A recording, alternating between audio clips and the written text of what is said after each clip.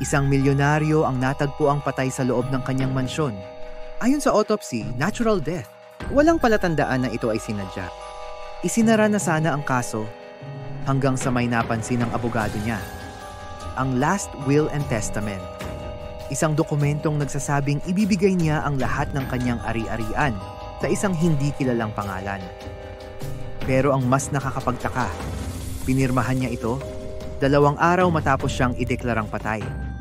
Nanginginig ang kamay ng abogado habang tinitingnan ng petsa. Imposible ito. Patay na siya noon.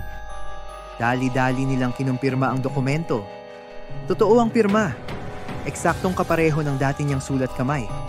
Pinuntahan nila ang tagapagmana. Pero sa address nito, isang abandonadong bahay ang bumungad sa kanila. Sa loob, may nakakalat na mga lumang papel. Lahat may pirma ng milyonaryo.